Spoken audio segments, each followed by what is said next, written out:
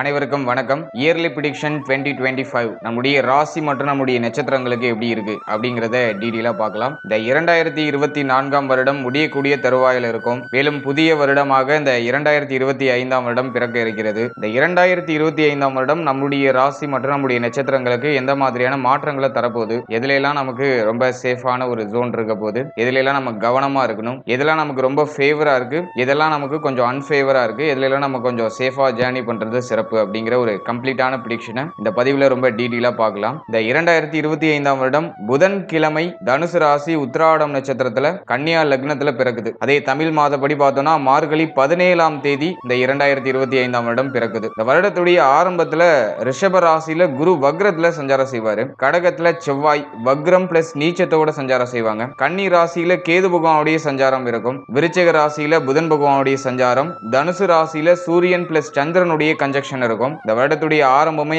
அமாவாசை யோகத்தோட ஆரம்பிக்குது. சூரியன் பிளஸ் சந்திரன் கன்ஜெக்ஷன் ஆகிறது அமாவாசை யோகம்னு சொல்லுவாங்க. ஆகவே இந்த வருடத்துடைய ஆரம்பம் அமாவாசை யோகத்தோட ஸ்டார்ட் ஆகுது. அடுத்ததா கும்ப ராசியில சுக்கிரன் பிளஸ் சனி கன்ஜெக்ஷன் அப்படிங்கிறது இருக்கும். ஃபைனலா மீனத்துல ராகு பகவானுடைய சஞ்சாரம் அப்படிங்கிறது இந்த வருடத்துடைய ஆரம்பத்துல இருக்கும். இந்த கிரக நிலைகளோட இந்த வருடம் அப்படிங்கிறது ஸ்டார்ட் ஆகுது. மேலும் இந்த 2025ல 3 முக்கியமான கிரகங்களுடைய இடப்பெயர்ச்சி அப்படிங்கிறது இருக்கு. இதுவுமே இந்த வருடத்துல ஒரு மிகப்பெரிய எதிர்பார்ப்பை ஏற்படுத்தி இருக்கு. அதாவது ஒன்னு மாத்தி ஒன்னு தொடர்ச்சியா வருட கிரகங்கள் அப்படின்னு சொல்லக்கூடிய குரு பகவான், சனி பகவான், ராகு, கேது இந்த கிரகங்களுடைய முக்கியமான இடப்பெயர்ச்சி அப்படிங்கிறது இந்த 2025ல இருக்கு. அதுல இன்னும் மைனூட்டா பார்த்தோம்னா ஜனவரி டு மேக்குள்ள முக்கியமான இடப்பெயர்ச்சிகள் அப்படிங்கிற குரு பெயர்ச்சி, சனி பெயர்ச்சி, ராகு கேது பெயர்ச்சி அப்படிங்கிறது இருக்கு. முதலாவதா பிப்ரவரி 4ஆம் தேதி குரு பகவான் வக்ர நிவர்த்தி ஆயிடுவாரு. அதாவது ரிஷபத்துல குரு பகவான் இருக்காரு. ரிஷப குரு அப்படிங்கிறது பிப்ரவரி 4ஆம் தேதி வக்ர நிவர்த்தி ஆயிடுவாரு. அதை தொடர்ந்து மார்ச் 29 சனி பெயர்ச்சி, சனி பகவான் மீன ராசிக்கு டிரான்சிட் ஆகிறாரு.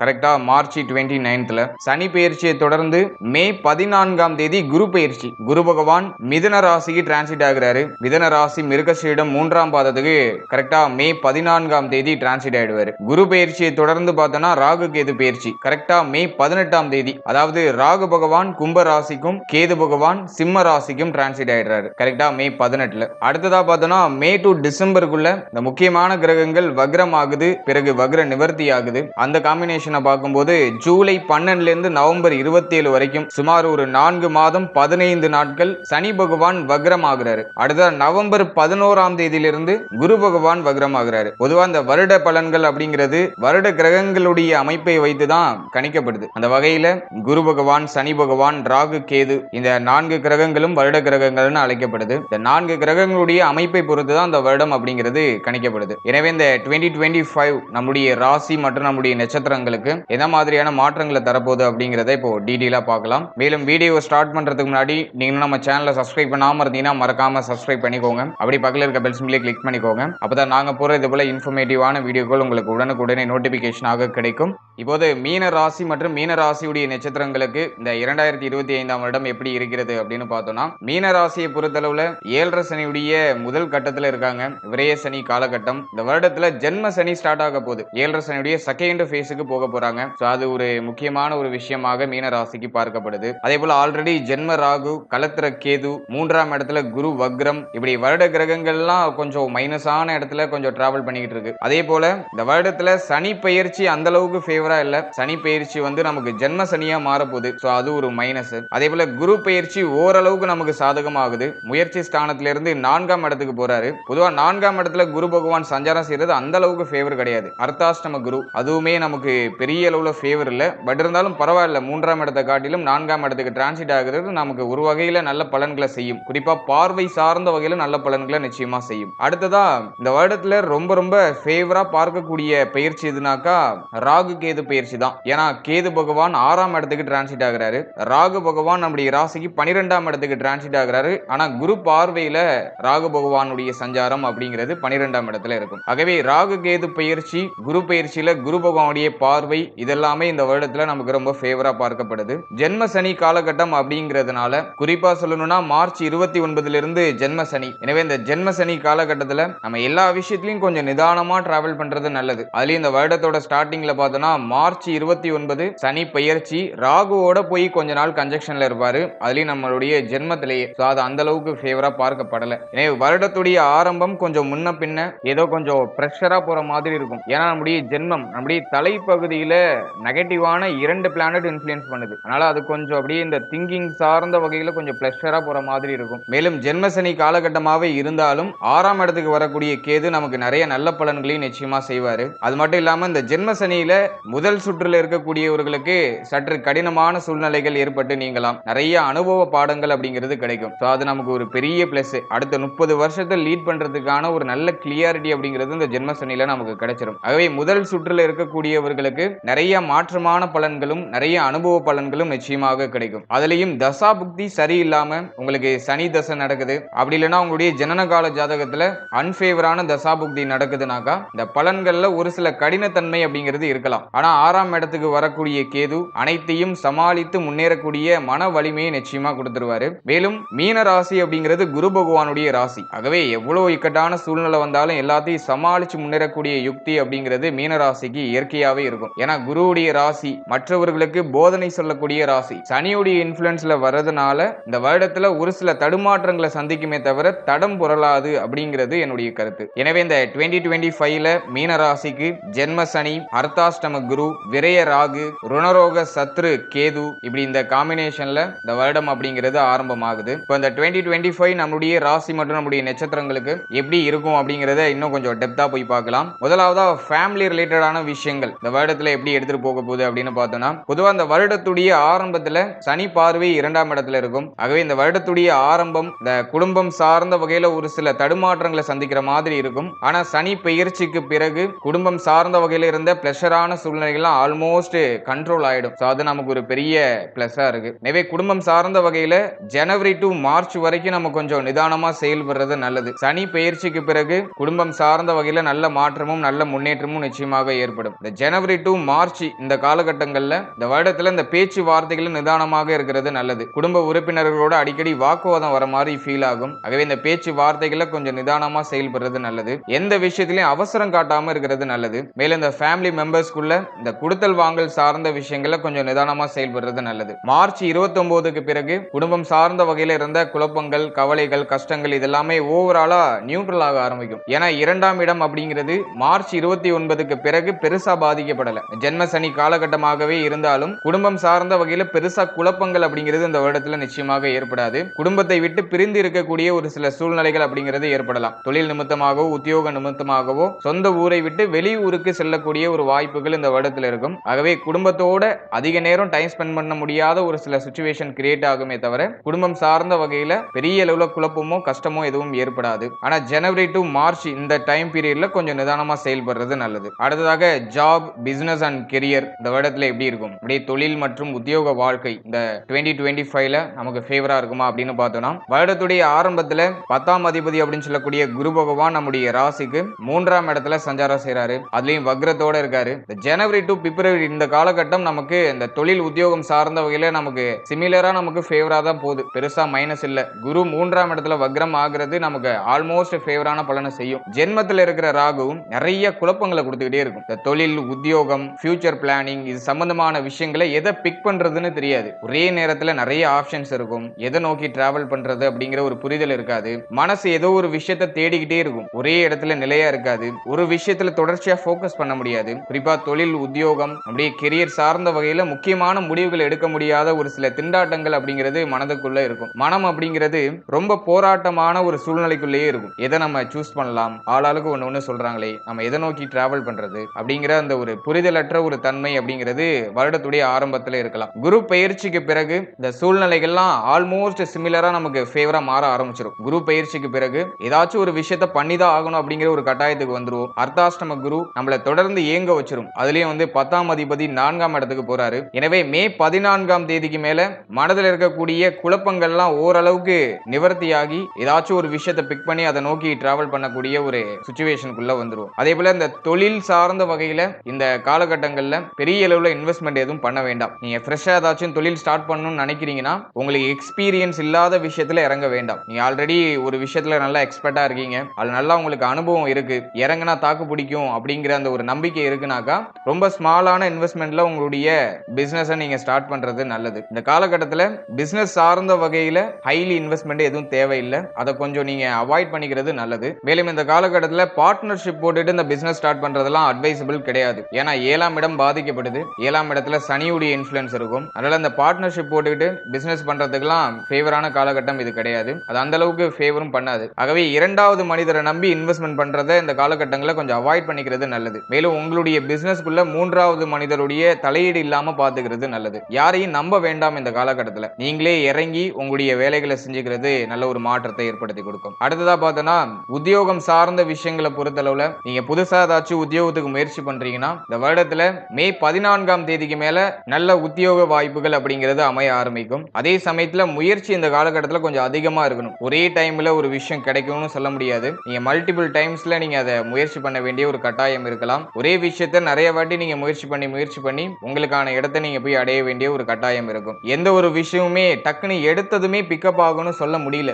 ஏன்னா ஜென்ம சனி, அர்த்தாஷ்டம குரு இது ஒரு மாதிரி நம்மள அனுபவ பாடங்களை கற்றுக் கொடுத்து கொஞ்சம் கொஞ்சமா நம்மள முன்னேற்றும். அதனால அந்த உத்தியோகம் சார்ந்த விஷயங்களை பொறுத்தளவுல ஃப்ரெஷர்ஸா இருக்கீங்கன்னா ஒரு வாட்டிக்கு 10 வாட்டி நீங்க முயற்சி பண்ண வேண்டிய ஒரு கட்டாயம் இருக்கலாம். அந்த முயற்சியை மனம் தளராம செஞ்சுட்டு வந்தீங்கன்னாக்கா நிச்சயமாக மே 14ஆம் தேதிக்கு மேல நல்ல வாய்ப்புகள் அப்படிங்கிறது உங்களுக்கு கிடைக்கும். ஆல்ரெடி நீங்க உத்தியோகம் பார்த்துட்டு இருக்கீங்கன்னா இந்த காலகட்டங்களில் நிறைய மாற்றங்கள் அப்படிங்கிறது இருக்கும். நிறைய பேருக்கு இடமாற்றம் ஆகிறது. உத்தியோகம் சார்ந்த வகையில நீங்க ஏதாச்சும் மாற்றத்தை எதிர்பார்க்கறீங்கன்னாக்கா அது நிச்சயமா இந்த வருடத்துல கிடைக்கும். உத்தியோகம் சார்ந்த வகையில தொடர் மாற்றங்கள் இருந்துகிட்டே இருக்கிற மாதிரி இருக்கும். ஒரு இடத்துல நிலையா இருக்க முடியாது. ஜென்ம சனி பிளஸ் அர்த்தாஷ்டம குரு பகவான் ஒரு இடத்துல நிலையா இருக்க விடாம ஏதாச்சும் மாற்றங்களை செஞ்சுக்கிட்டே இருப்பாரு. எனவே உத்தியோகம் சார்ந்த வகையில தொடர் மாற்றங்கள் இருக்கும். ஒரு சிலருக்கு பணியிட மாற்றம் இருக்கலாம். நீங்க பணிபுரியக்கூடிய இடத்தை மாற்றிக்கிட்டே இருக்கக்கூடிய ஒரு சில சூழ்நிலைகள் இருக்கலாம். இப்படி ஏதாச்சும் தொடர் மாற்றங்கள் அப்படிங்கிறது இந்த உத்தியோகம் சார்ந்த வகையில இருக்கிறதுக்கு அதிக வாய்ப்புகள் இருக்கு. அதே போல இந்த ஃபியூச்சர் பிளானிங் சம்பந்தமான விஷயங்கள்ல எதுலையும் அவசரம் காட்டாம இருக்கிறது நல்லது. ஏன்னா சனி நம்முடைய ராசியை இன்ஃப்ளூயன்ஸ் பண்ணும்போது நம்ம எடுக்கிற முடிவெல்லாம் ஏதோ நமக்கு ரொம்ப சரியா இருக்கிற மாதிரியே தோணும். தப்பான முடிவுகள் கூட நமக்கு ரொம்ப சரியா இருக்கிற மாதிரியே தோணும். அதனால உங்களுக்கு ரொம்ப நம்பிக்கையான ஒருவர்கிட்ட ஆலோசனைகளை கேட்டுக்கிட்டு உங்களுடைய முக்கியமான பிளான்ஸ் எல்லாம் நீங்க எக்ஸிக்யூட் பண்றது நல்லது. இதுலயும் அவசரம் காட்டாம கொஞ்சம் நியூட்ரலா டிராவல் பண்றது நல்லது. நல்ல நேரத்துக்காக வெயிட் பண்ண சொல்லல, நியூட்ரலா டிராவல் பண்ணிட்டே இருக்கணும். நேரம் சரியில்லைன்னு டோட்டலா அதை அவாய்டும் பண்ணிடக்கூடாது. அதே சமயத்துல ரொம்ப ஹை பிச்சும் இந்த நேரத்தில் கொடுக்க கூடாது. அப்படியே நியூட்ரலா கன்சிஸ்டன்சியா நம்ம பண்ணிக்கிட்டே இருக்கணும். நம்ம செய்யற விஷயம் ரொம்ப சின்ன விஷயமா இருந்தாலும், செய்யக்கூடிய அந்த செயல்பாடுகள் ரொம்ப ஸ்மாலான இன்வெஸ்ட்மெண்டா இருந்தாலும் அதை நம்ம தொடர்ச்சியா அப்படியே மெல்ல மெல்ல பண்ணிக்கிட்டே இருக்கணும். எக்காரணத்தை கொண்டு ஸ்டாப் பண்ணவும் கூடாது. அதே போல ஹை பிச்சும் அதிவேகமும் காட்டக்கூடாது. இந்த விஷயத்தை நீங்க கரெக்டா அண்டர்ஸ்டாண்ட் பண்ணிக்கிட்டு இந்த ஜாப், பிசினஸ், கெரியர் சம்பந்தமான விஷயங்களை இன்க்ளூட் பண்ணீங்கன்னா இந்த 2025ல நம்ம பாசிட்டிவான ரிசல்ட் நிச்சயமா அறுவடை செய்யலாம். அடுத்தா மணி ஃப்ளோ இந்த காலகட்டத்தில் எப்படி இருக்கும், பொருளாதாரம் சார்ந்த விஷயங்கள்லாம் இந்த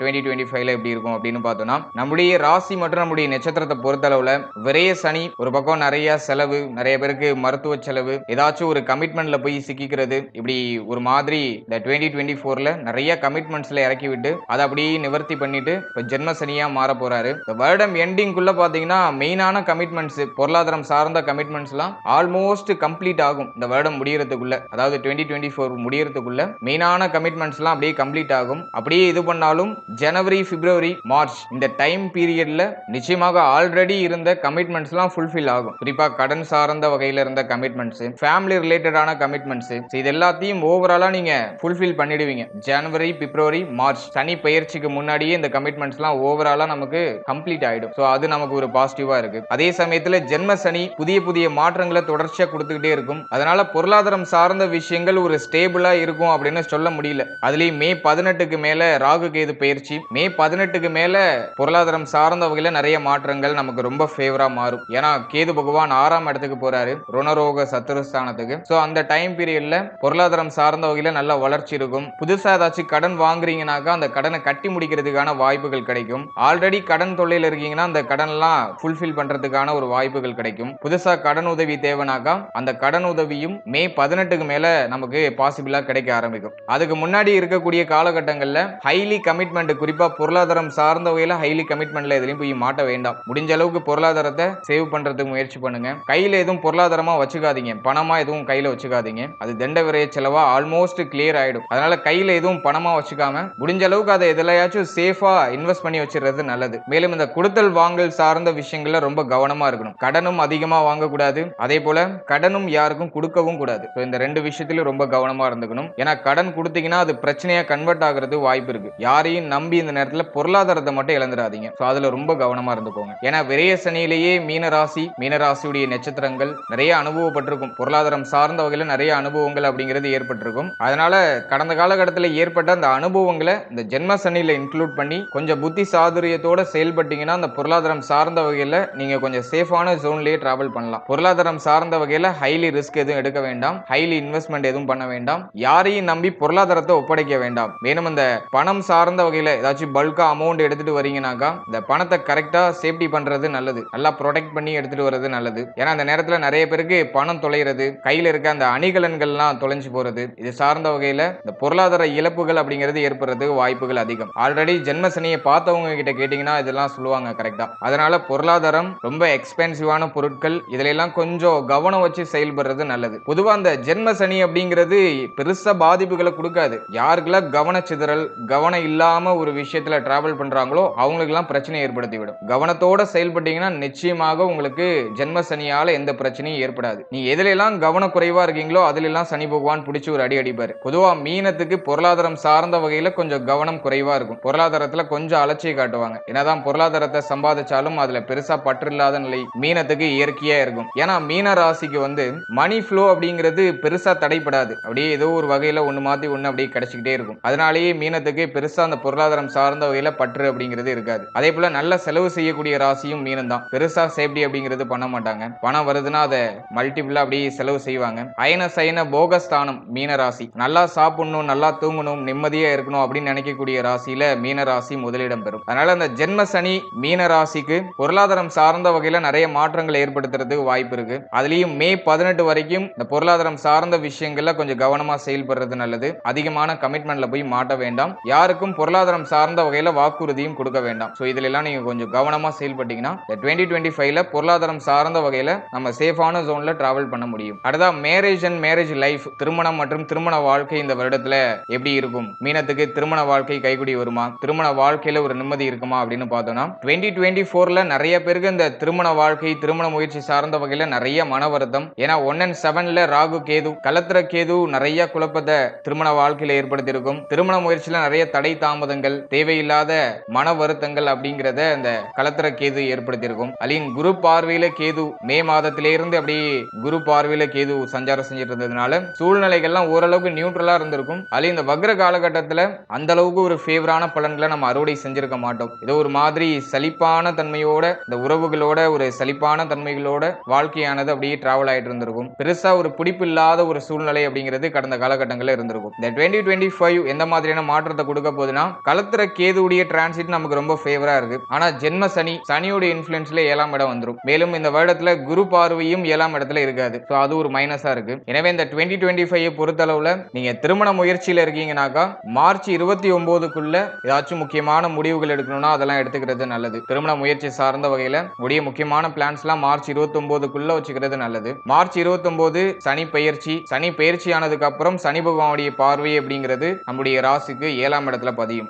மார்ச் 29க்கு மேல சூழ்நிலைகள் அந்த அளவுக்கு ஃபேவரா இல்ல. குறிப்பா திருமண முயற்சி சார்ந்த வகையில பெரிய அளவிலான ஃபேவரான சூழ்நிலைகள் அப்படிங்கிறது இல்ல. அதுலயும் மே 18ஆம் தேதி கேது பயிற்சி ஆயிடுவாரு, 6ஆம் இடத்துக்கு டிரான்சிட் ஆயிடுவாரு கேது. சோ அது நமக்கு ஒரு நல்ல ரிலீஃப்மெண்டா இருக்கும். ஆனா குரு பார்வை அப்படிங்கிறது 7ஆம் இடத்துல இருக்காது. ஏன்னா குரு அதுக்கு முன்னாடியே பார்த்தோம்னாக்கா நம்முடைய ராசிக்கு 4ஆம் இடத்துக்கு டிரான்சிட் ஆயிடுவாரு. எனவே இந்த 2025 பொறுத்தளவுல இந்த திருமண முயற்சி சார்ந்த வகையில அதிவேகம் காட்டாம இருக்கிறது நல்லது. கொஞ்சம் எல்லாத்துலயும் நிதானமா செயல்படுறது நல்லது. மே 18ஆம் தேதி வரைக்கும் முக்கியமான முடிவுகளை அவசரப்பட்டு எடுக்காம இருக்கிறது நல்லது. குறிப்பா திருமண முயற்சி சார்ந்த முக்கிய முடிவுகளை அவசரம் காட்டி எடுக்காம இருக்கிறது நல்லது. ஏன்னா சனியும் ராகுவும் மார்ச் 29ல இருந்து மே 18 வரைக்கும் கன்ஜக்ஷன்ல இருப்பாங்க ஜென்மத்துல. அதனால ஒரு தெளிவான முடிவு எடுக்க முடியாத ஒரு மனநிலை இருக்கும். ஏதோ ஒரு விஷயத்தை நினைச்சு ரொம்ப ரொம்ப யோசிச்சுக்கிட்டு ரொம்ப வருத்தப்பட்டுட்டே இருக்கக்கூடிய ஒரு சிச்சுவேஷன்ஸ் எல்லாம் கிரியேட் ஆகலாம். அதனால ஒரு தெளிவான முடிவு எடுக்க முடியாது. ராகு கேது பயிற்சிக்கு பிறகு ஓரளவுக்கு சூழ்நிலைகள்லாம் நமக்கு நியூட்ரல் ஆகும். அதுலயும் ரொம்ப பாசிட்டிவா இருக்கக்கூடிய காலகட்டம் எது அப்படின்னு பார்த்தோம்னா ஜூலை 12ல இருந்து இந்த திருமண முயற்சி சார்ந்த வகையில நல்ல செய்திகள்லாம் கிடைக்க ஆரம்பிக்கும். சோ அதுக்கு இடைப்பட்ட காலகட்டங்கள்ல இந்த திருமண முயற்சியில அவசரம் காட்டாம கொஞ்சம் நியூட்ரலா டிராவல் பண்றது நல்லது. அடுத்து திருமண வாழ்க்கையை பொறுத்தளவுல இந்த 2025ல வாழ்க்கை துணை சார்ந்த அனைத்து விஷயத்திலையும் நம்ம கொஞ்சம் நிதானமா பொறுமையோட செயல்படுறது நல்லது. இந்த வருடத்துல அதிகமான சகிப்புத்தன்மை அப்படிங்கிறது இருக்கணும். வாழ்க்கை துணையோட கருத்து போராட்டம் இல்லாம முடிஞ்ச அளவுக்கு விட்டு கொடுத்து அனுசரிச்சு செயல்பட்டோம்னாக்கா இந்த வருடம் நமக்கு ரொம்ப ரொம்ப ஃபேவரான வருடமா இருக்கும். ஏன்னா வருடத்துடைய ஆரம்பத்துல கிரக பயிற்சிகள் அந்த அளவுக்கு ஃபேவரா இல்ல. அலி ஜென்ம சனி, சனி பகவானுடைய இன்ஃப்ளூயன்ஸ் 7ஆம் இடத்துல இருக்கும். குரு பார்வையும் 7ஆம் இடத்துக்கு இல்ல. எனவே இந்த 2025ல திருமண வாழ்க்கை சார்ந்த வகையில அவசர முடிவுகள் எதுவும் எடுக்க வேண்டாம். ஏதாச்சும் குழப்பமா போகுது, உங்க பார்ட்னர் கூட ஏதோ உங்களுக்கு செட் ஆகாத சூழ்நிலை ஏற்படுதுன்னா எல்லாத்தையும் தள்ளி போடுங்க. அவசரப்பட்டு முடிவெடுக்க வேண்டாம். கொஞ்ச நாள் போகட்டும், கொஞ்ச நாள் போகட்டும், எல்லாத்தையும் தள்ளி வைக்கிறது நல்லது. மேலும் கோபமான வார்த்தைகளை அதிகமா வெளியிடாதீங்க. வார்த்தைகள்ல அதிகமான கவனம் இருக்கணும். வாழ்க்கை துணையோட கருத்து போராட்டத்தை முடிஞ்ச அளவுக்கு கண்ட்ரோல் பண்றதுக்கு முயற்சி பண்றது நல்லது. ஏன்னா அந்த ஜென்ம சனியில மோஸ்ட்லி பார்த்தோம்னாக்கா பார்ட்னர் கூட ஏதாச்சும் ஒரு வகையில மன வருத்தங்கள் அப்படிங்கிறது வந்துட்டு போகலாம். மேலும் 3வது நபருடைய தலையீடால ஒரு சில குழப்பங்கள் வரலாம். அதனால யார் என்ன சொன்னாலும் கண்மூடித்தனமா நம்பாதீங்க. மீன ராசியுடைய ஒரு பெரிய மைனஸ்னாக்கா யார் என்ன சொன்னாலும் நம்பிடுவாங்க. அதனால 3வது நபருடைய பேச்சு வார்த்தைகளை பெரும்பாலும் நம்பாதீங்க. முடிஞ்ச அளவுக்கு அமைதியோட நிதானத்தோட செயல்படுறது நல்ல பலன்களை ஏற்படுத்தி கொடுக்கும். கோபத்தின் காரணமாக முடிவுகளை அவசரப்பட்டு எடுக்காதீங்க. இதுதான் ரொம்ப முக்கியம். அதே போல வாழ்க்கை துணை சார்ந்த விஷயங்கள்ல கொஞ்சம் அதீதமான கவனம் செலுத்துறது நல்லது. நம்ம எதுல எல்லாம் நம்ம கேர்லெஸ்ஸா இருக்கோமோ அதுல எல்லாம் சனி பகவான் பிடிச்சி இழுத்து பிடிப்பாரு. அதனால வாழ்க்கை துணை சார்ந்த அனைத்து விஷயத்திலையும், குறிப்பா அவருடைய உடல் ஆரோக்கியம், மன ஆரோக்கியம், இது எல்லாத்திலையும் கொஞ்சம் நம்ம கவனமா நிதானத்தோட செயல்படுறது நல்ல பலன்களை ஏற்படுத்தி கொடுக்கும். ஓவரால் அந்த 2025 பொறுத்தளவுல திருமண முயற்சி மற்றும் திருமண வாழ்க்கை இது சார்ந்த விஷயங்கள்ல நிறைய மாற்றங்கள் அப்படிங்கிறது இருக்கிறதுக்கு வாய்ப்புகள் அதிகமா இருக்கு. அதனால நிதானத்தோட, பொறுமையோட, சகிப்புத்தன்மையோட செயல்பட்டோம்னா இந்த 2025ல திருமண வாழ்க்கை சார்ந்த வகையில நல்ல பலன்களை அறுவடை செய்ய முடியும். ஏதாச்சும் வாக்குவாதம் வருது பார்ட்னர் கூட, அந்த டைம் பீரியட்ல நீங்க அவசரப்பட்டு வார்த்தையை விடாம இருக்கணும். ஏன்னா நம்ம விடுற ஒரு ஒரு வார்த்தைக்கும் பின்னாடி நம்ம பதில் சொல்லணும். இதை எப்போதுமே மனசுல வச்சுக்கோங்க. அதனால அவசரப்பட்டு வார்த்தையை விடாம அமைதியா இருந்து காரியத்தை சாதிக்கிறது நல்லது. அதுதான் நான் உங்களுக்கு கொடுக்குற ஒரு ஹம்பிள் ரிக்வெஸ்ட். நம்ம எந்த அளவுக்கு பொறுமையா அமைதியா போறோமோ அந்த அளவுக்கு நம்ம ஒரு கிரேட்டான சிச்சுவேஷனை நோக்கி டிராவல் பண்ணிக்கிட்டு இருப்போம். பொறுத்தார் பூமி ஆழ்வார் அப்படின்னு சொல்லுவாங்க. அதே போல இந்த காலகட்டங்களில் நமக்கு பொறுமையும் நிதானமும் ரொம்ப ரொம்ப அவசியம். அதே போல ஜென்மத்துல சனி இருக்கும்போது ஏதாச்சும் சின்ன விஷயமா இருந்தாலும் அதையே நினைச்சு அப்படியே ரொம்ப திங்க் பண்ணி அந்த விஷயம் அப்படியே பூகம்ப மாதிரி வெடிக்கிற அளவுக்கு கொண்டு போகிறதுக்கு வாய்ப்புகள் இருக்கு. அதனால ரொம்ப ஓவர் திங்கிங் எல்லாம் பண்ணாதீங்க. மைண்ட் அப்படியே ரிலாக்ஸா வச்சுக்கோங்க. குறிப்பா அது திருமணம் ஆனவர்களுக்கு ஒரு சில பாதிப்புகளை கொடுக்கும். ஏதோ வாழ்க்கை துணையோட சின்ன கருத்து போராட்டனாலும் அதையே நினைச்சு சின்ன வார்த்தையினாலும் அதை அப்படியே ஏதோ பெருசா பில்டப் பண்ணி சனி பகவான் மைண்ட் அப்படியே இன்ஃப்ளூயன்ஸ் பண்ணிடுவார். அதனால ரொம்ப யோசிக்காம எதா இருந்தாலும் அப்படியே ஜஸ்ட் லைக் தட் அப்படிங்கிற மாதிரி கேஷுவலா அப்படியே எடுத்துட்டு மூவ் ஆன் பண்றது ரொம்ப சிறப்பு. திருமண வாழ்க்கையை பொறுத்தளவுல நிதானம், பொறுமை, பார்ட்னரை அண்டர்ஸ்டாண்ட் பண்றதுக்கு முயற்சி பண்றது, நம்மளுடைய மைண்ட் செட்டை புரிஞ்சுக்கிறதுக்கு முயற்சி பண்றது, இதெல்லாம் பண்ணோம்னாக்கா இந்த வருடத்துல திருமண வாழ்க்கையில பெருசா வருத்தம் இல்லாம அழகா அந்த வருடத்தை கடந்து வந்துடலாம். மேலும் இந்த 2025ல தொழில் நிமித்தமாகவோ உத்தியோக நிமித்தமாகவோ வாழ்க்கை துணையை விட்டு பிரிந்து இருக்கக்கூடிய ஒரு சில சூழ்நிலைகள் கிடைக்குதுன்னா அதெல்லாம் யூஸ் பண்ணிக்கோங்க. முடிஞ்ச அளவுக்கு கொஞ்சம் பிரிஞ்சு இருக்கிறதுக்கு ட்ரை பண்ணுங்க. அதே போல வாழ்க்கை துணைக்கு உடல் ஆரோக்கிய ரீதியாக ஏதாச்சும் பிரச்சனைகள் இருக்குனாக்கா முடிஞ்ச அளவுக்கு சேர்ந்து இருக்கிறதுக்கு முயற்சி பண்ணுங்க. எவ்வளோ டியூட்டி, எவ்வளோ டைட்டான ஷெட்யூல் இருந்தாலும் வாழ்க்கை துணையை பராமரிக்கிறதுக்கு அதிகமான கவனம் செலுத்துங்க. இந்த ரெண்டு விஷயத்தையும் கரெக்டா அனலைஸ் பண்ணி உங்களுடைய சிச்சுவேஷனுக்கு தகுந்தாற் போல அதை வடிவமைச்சுக்கிறது நல்ல பலன்களை ஏற்படுத்தி கொடுக்கும். அடுத்ததாக குழந்தை பாகியம் சார்ந்த விஷயங்கள், பிள்ளைகள் சார்ந்த விஷயங்கள் இந்த வருடத்துல எப்படி இருக்கும் அப்படின்னு பார்த்தோம்னா, இந்த வருடத்துடைய ஆரம்பம், அதாவது ஜனவரி மாதம் மட்டும் ஏதோ கொஞ்சம் அப் அண்ட் டவுன்ஸ்ல போற மாதிரி இருக்கும். பிள்ளைகள் சார்ந்த விஷயங்கள், குழந்தை பாகியம் சார்ந்த விஷயங்கள்லாம் ஏதோ கொஞ்சம் நெகட்டிவா போற மாதிரி இருக்கும். ஆனா பிப்ரவரிக்கு மேல நல்ல ஒரு மாற்றமான பலன்கள் அப்படிங்கிறது கிடைக்க ஆரம்பிக்கும். ஏன்னா வருடத்துடைய ஆரம்பத்துல செவ்வாய் 5ஆம் இடத்துல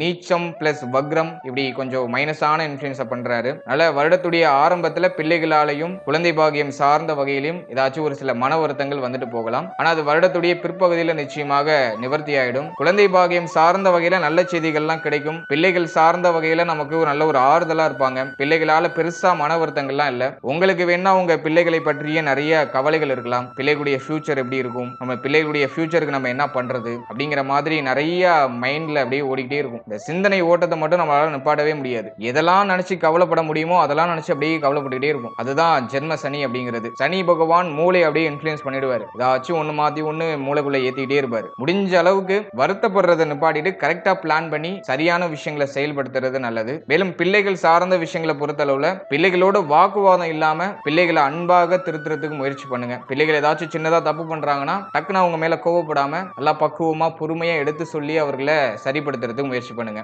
இதை மட்டும் நீங்க பராமரிச்சுக்கிட்டாலே பிள்ளைகள் சார்ந்த விஷயங்கள் இந்த வருடத்துல நமக்கு நல்ல ஃபேவராவே மாறுது. மேலும் பிள்ளைகள் இந்த வருடத்துல நமக்கு நல்ல ஒரு ஆறுதலா இருப்பாங்க. பிள்ளைகள் சார்ந்த விஷயங்கள்லாம் நமக்கு ரொம்ப ஒரு பாசிட்டிவான ரிசல்ட்டை கொடுக்கும். மேலும் குழந்தை பாகியம் சார்ந்த விஷயங்களை பொறுத்தளவுல இந்த வருடத்துல நிச்சயமா நல்ல செய்திகளை எதிர்பார்க்கலாம். ஏன்னா அடுத்த 1.5 வருஷம் கேது நம்முடைய ராசிக்கு 6ஆம் இடத்துல, அந்த 1.5 வருஷம் முடிந்த பிறகு பார்த்தோம்னாக்கா கேது பகவானுடைய சஞ்சாரம் அப்படிங்கிறது நம்முடைய ராசிக்கு 5ஆம் இடத்துல இடத்துக்கு வந்துடும். அதனால இந்த வருடத்துல ஆல்மோஸ்ட் பார்த்தீங்கன்னா அந்த குழந்தை பாக்கியத்துல நல்ல செய்திகளை கொடுக்கணும். மேலும் கேது பகவானும் குரு பகவானும் 5ஆம் இடத்துக்கு ரொம்ப நெருக்கமா இருக்காங்க. நல்லா அப்படியே கொஞ்சம் தடை தாமதம், கொஞ்சம் மருத்துவ செலவு வெளிப்படுற மாதிரி தெரியும். பட் அதோட எண்ட் ஆஃப் த ரிசல்ட் நமக்கு ஆல்மோஸ்ட் ஃபேவராகவே இருக்கும். முடிஞ்ச வரைக்கும் இந்த குழந்தை பாக்கியத்துல நல்ல செய்திகளை எதிர்பார்க்கக்கூடியவர்கள் அதிகமா கோவப்படுறத அவாய்ட் பண்ணிக்கிறது நல்லது. அதிகமா யோசிக்கிறத அவாய்ட் பண்ணிக்கோங்க. நல்லா டயத்துக்கு சாப்பிடுங்க, டயத்துக்கு தூங்குங்க, நல்லா ஆரோக்கியமான உணவுகள் எடுத்துக்கோங்க. வெளியிடங்களுக்கு அதிகமாக அலையிறத கொஞ்சம் அவாய்ட் பண்ணிக்கோங்க. முடிஞ்ச அளவுக்கு அலைச்சல் டிராவலிங்லாம் கொஞ்சம் கண்ட்ரோல் பண்ணிக்கிறது நல்லது. மேலும் தேவையில்லாத விஷயங்களை நினைச்சு ரொம்ப வருத்தப்படாம இருக்கிறது ரொம்ப ஒரு பாசிட்டிவான ரிசல்ட்டை நமக்கு நிச்சயமாக கொடுக்கும். அடுத்ததாக மாணவ மாணவிகளுக்கு இந்த வருடம் எப்படி இருக்கும் அப்படின்னு பார்த்தோம்னா 2025 பொறுத்தளவுல மாணவ மாணவிகள் குழப்பத்தால தத்தளிக்கிறதுக்கு வாய்ப்புகள் இருக்கு. ஏன்னா ஜென்மத்துல ராகு சனி இந்த கிரகங்களுடைய இன்ஃப்ளூயன்ஸ் இருக்கிறதுனால ஒரு தெளிவான மனநிலை இல்லாத ஒரு சில சூழ்நிலைகள் ஏற்படலாம். அதுலயும் குரு பகவான் 3ஆம் இடம் 4ஆம் இடம் சொல்லிட்டு கொஞ்சம் ஆவரேஜான இடத்துல தான் டிராவல் பண்றாரு. அதனால இந்த மாணவ மாணவிகள் படிப்பு சார்ந்த விஷயங்கள கொஞ்சம் அதீதமான கவனம் செலுத்துறது நல்லது. எதுலயும் கொஞ்சம் கேர்லெஸ்ஸா இல்லாம கொஞ்சம் கேர்ஃபுல்லா எல்லாத்தையும் கொஞ்சம் அட்வான்டேஜ் எடுத்து எல்லாத்தையும் அட்வான்ஸா பண்றது நல்லது. அதே போல மாணவ மாணவிகள் யாராச்சும் ஒருத்தருடைய வழிகாட்டுதலின்படி செல்றது நல்லது. உங்களுடைய ஆசிரியரோ உங்களுடைய பெற்றோரோ அப்படி இல்லைன்னா உங்களுக்கு யார் நம்பிக்கையானவரோ அவர்களுடைய வழிகாட்டுதலின்படி செல்றது நல்லது. நீங்க ஒரு விஷயம் பண்ண போறீங்கன்னா அது கரெக்டா தப்பான்னு அதுல நல்ல எக்ஸ்பீரியன்ஸான ஒரு பர்சன் கிட்ட கேட்டு தெரிஞ்சுக்கிட்டு அதை செய்யறது நல்லது. எதுலயும் அவசர காட்ட வேண்டாம். படிப்பு சார்ந்த விஷயங்களை பொறுத்தளவுல அர்த்தாஷ்டம குரு படிப்பு அப்படியே ஏதாச்சும் மாற்றம் பண்ணிக்கிட்டே இருக்கும். ஏதாச்சும் மைண்ட் செட் அப்படியே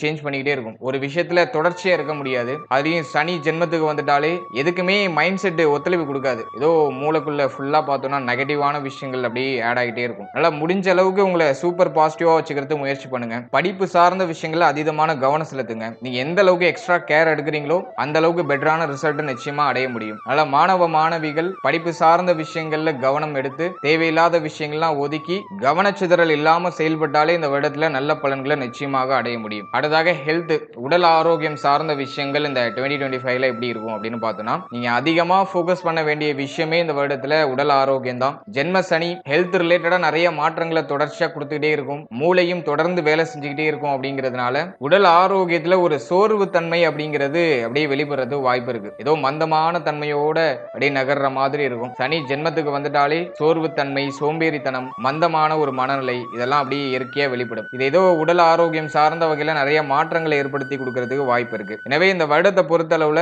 உடல் ஆரோக்கியம் சார்ந்த விஷயங்களை எக்ஸ்ட்ரா கேர் எடுத்துக்கிறது நல்லது. எந்த அளவுக்கு கேர்லெஸ்ஸா இல்லாம கேர்ஃபுல்லா இருக்கீங்களோ அந்த அளவுக்கு ஒரு பெஸ்டான ரிசல்ட் அப்படிங்கிறது இந்த வருடத்துல கிடைக்கும். உடல் ஆரோக்கியம் சார்ந்த விஷயங்களை பொறுத்தளவுல தலைப்பகுதிகளில் நம்ம கொஞ்சம் கவனமா இருந்துக்கணும். ஏன்னா ஜென்மத்துல சனி ராகு அப்படிங்கிற கொஞ்சம் நெகட்டிவான பிளானட்லாம் இன்ஃப்ளூயன்ஸ் பண்றதுனால தலைப்பகுதி சார்ந்த விஷயங்கள்ல நம்ம கொஞ்சம் விழிப்புணர்வோட செயல்படுறது நல்லது. அதே போல சளி தொந்தரவு இந்த வருடத்துல கொஞ்சம் அதிகமா இருக்கிற மாதிரி இருக்கும். நுரையீரல் சம்பந்தமான விஷயங்கள் எல்லாம் கொஞ்சம் கவனம் செலுத்திக்கிறது நல்லது. மேலும் இந்த இடுப்பு பகுதி, முதுகெலும்பு பகுதி இதெல்லாம் கொஞ்சம் கவனமா இருக்கிறது நல்லது. அதே போல பாதம், உங்களுடைய கால் பகுதிகளில் பாதத்துல கொஞ்சம் கவனமா இருந்துக்கணும். சோ இது சார்ந்த விஷயங்கள் எல்லாம் இந்த வருடத்துல நீங்க கொஞ்சம் போக்கஸ்டா இருக்கிறது நல்லது. ஏன்னா இந்த இடங்கள் எல்லாம் கொஞ்சம் நெகட்டிவான பிளானட்டோட இன்ஃப்ளூயன்ஸ் அப்படிங்கிறது இருக்கு. அதனால இது சார்ந்த வகையில ஏதாச்சும் ஒரு சில பாதிப்புகள் ஏற்பட்டு நீங்கிறது வாய்ப்புகள் அதிகம். அதனால இதுல நீங்க கொஞ்சம் அதிகமான கேர் எடுத்துக்கிறது மோஸ்ட்லி அந்த பிரச்சனைகளை அவாய்ட் பண்றதுக்கு ஒரு வழிவகையா இருக்கும். ஓவராலா உடல் ஆரோக்கியம் சார்ந்த விஷயங்கள்ல நல்லா கேர் எடுத்துக்கோங்க. நல்ல உணவுகளை சாப்பிடுங்க. அதுலயும் பார்த்தோம்னா 7ஆம் இடத்துல சனி பகவானே இன்ஃப்ளூயன்ஸ் இருக்கும். ஆகவே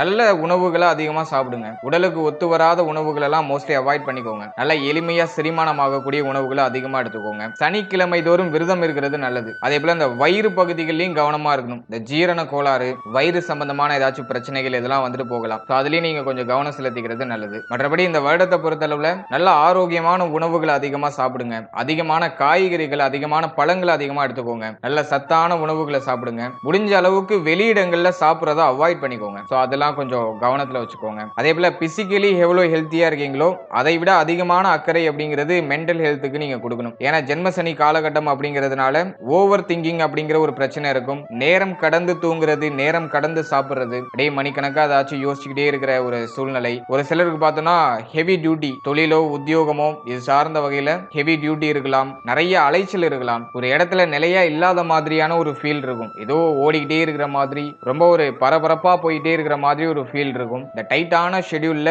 உடைய மன ஆரோக்கியம், உடல் ஆரோக்கியம், குறிப்பா உங்களுடைய உணவு, தூக்கம் இதெல்லாம் அவாய்ட் பண்ணிடாதீங்க. முடிஞ்ச அளவுக்கு உணவு, தூக்கம் இதெல்லாம் கரெக்டா சரியா மெயின்டைன் பண்றது நல்லது. இதெல்லாம் நீங்க சரியா மெயின்டைன் பண்ணாலே நல்ல பலன்களை இந்த வருடத்துல நிச்சயமாக அறுவடை செய்யலாம். அதுலயும் இந்த அந்த நேரத்துல அதிகமான டிராவலிங் அப்படிங்கிறது இருக்கும். அதனால இந்த வண்டி வாகனங்களை பயணிக்கக்கூடிய நண்பர்கள் இந்த வண்டி வாகனம் சார்ந்த விஷயங்கள் எல்லாம் கொஞ்சம் கவனமா செயல்படுறது நல்லது. கவனச்சிதறல் இல்லாம செயல்பட்டாலே பிரச்சனைகள் எதுவும் பெருசா இல்ல. நீங்க மாட்டை ஏதாச்சும் யோசிச்சுட்டு வண்டியை ஓட்டிட்டு போக கூடாது. சோ இதுல எல்லாம் நீங்க கொஞ்சம் போக்கஸ்டா இருக்கணும். மற்றபடி பெருசா மைனஸான விஷயங்கள்லாம் எதுவும் இல்ல. நீங்க கவனமா இருந்தீங்கன்னாக்கா பிரச்சனை கிடையாது. ஜென்மசனி கவனமாக இருக்கக்கூடியவர்களுக்கு கிடையாது. நீங்க கவனமா இருக்கீங்க, ஹைலி போக்கஸ்டா இருக்கீங்க, நீங்க செய்யற செயல் மேல போக்கஸ்டா இருக்கீங்க, ஓவர் திங்கிங் இல்ல அப்படின்னாக்கா நீங்க பயப்படவே வேண்டாம். நீங்க சேஃப்டி ஜோன்ல இருக்கீங்கன்னு அர்த்தம். நீங்க யோசிக்கிறது ஒன்னா இருக்கும், செஞ்சிட்டு இருக்க விஷயம் ஒன்னா இருக்கும், மேலும் நீங்க செய்ய வேண்டிய விஷயம் வேற ஒன்னா இருக்கும். இப்படி ஏதோ 3 ட்ராக்ல போகுதுனாக்கா நீங்க கவனமா இல்லைன்னு அர்த்தம், கவனம் செலுத்தணும்னு அர்த்தம். மேலும் இந்த 2025ல மீன ராசியை சேர்ந்த மற்றும் மீன ராசியுடைய நட்சத்திரங்களை சேர்ந்த எல்லாருமே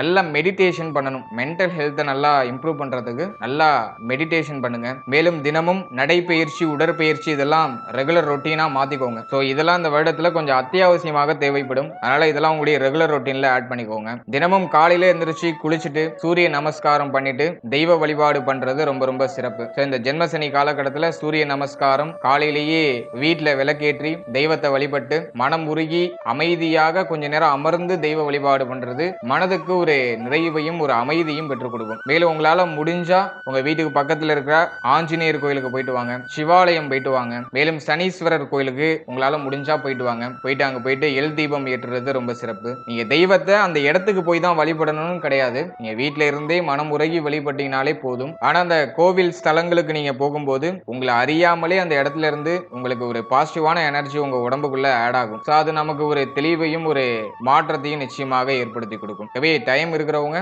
கோவில் ஸ்தலங்களுக்கு போயிட்டு தெய்வத்தை வழிபட்டுவாங்க. மேலும் உங்களுடைய இஷ்ட தெய்வ வழிபாடு உங்களுக்கு எது மேல நம்பிக்கை இருக்கோ அந்த விஷயத்த மனமுருகி மனதுக்குள்ள அதிகமா நினைச்சுக்கோங்க.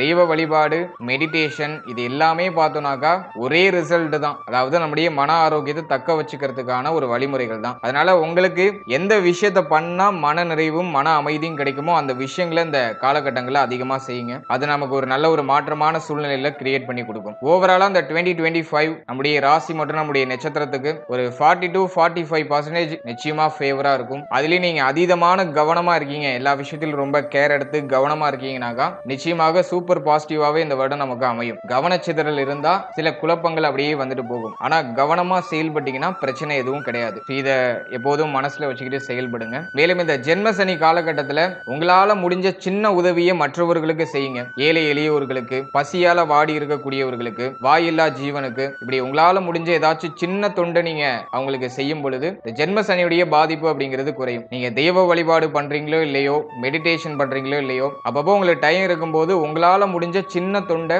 வாயில்லா ஜீவனுக்கோ, ஏழை எளியவர்களுக்கோ, பசியால வாடி இருக்கக்கூடியவர்களுக்கோ நீங்க செய்யும் பொழுது நிச்சயமாக ஜென்மசனியுடைய பாதிப்பு அப்படிங்கிறது டோட்டலா குறையும். அதாவது ராமனுக்கு உதவிய அணில் போல செய்யக்கூடிய தொண்டு எவ்வளவு சின்னதா இருந்தாலுமே அது போற்றுதலுக்குரியதுதான். அதனால நீங்க எவ்வளவு சின்ன உதவி பண்ணாலும் அது மனமுகந்து மனதார பண்ணும் பொழுது நிச்சயமாக அது போற்றுதலுக்குரியதாக மாறும். சனி பகவானுடைய பாதிப்பு அப்படிங்கிறதும் குறையும். அதே போல இந்த வருடத்துல எந்த ஒரு எதிர்பார்ப்பும் இல்லாம உங்களுடைய சேவைகளையோ உங்களுடைய தொண்டையோ நீங்க செய்யறது ரொம்ப சிறப்பு. எதிர்பார்ப்பு இல்லாம நீங்க மாட்டு உங்களுடைய கடமையை செஞ்சுட்டு வந்தீங்கன்னா நிச்சயமாக இந்த வருடத்துல நல்ல பலன்களை எதிர்பார்க்கலாம். வாழ்த்துக்கள். இப்போ நீங்க இதுவரைக்கும் பார்த்த பலன்கள் எல்லாமே ஒரு பொதுவான கோச்சார பலன்கள் தான். வருட கிரகங்களுடைய சூழ்நிலைகளுக்கு தகுந்தாற் போல, கிரக அமைப்புகளுக்கு தகுந்தாற் போல ஒரு பொதுவா ஒரு ஜெனரல் பிரெடிக்ஷன் அப்படிங்கிறது மீன ராசி மற்றும் மீன ராசியுடைய நட்சத்திரங்களுக்கு நம்ம கொடுத்திருக்கோம். இந்த பலன்கள் அப்படிங்கிறது உங்களுடைய ஜனன காலத்துல நடக்கக்கூடிய ஜாதக அமைப்புகளுக்கு தகுந்தாற் போல மாற்றி அமைக்கப்படும். இன்ஃபேக்ட் இப்போ உங்களுடைய ஜனன கால ஜாதகத்துல ரொம்ப ஃபேவரான தசாபுக்தி நடக்குதுனாக்கா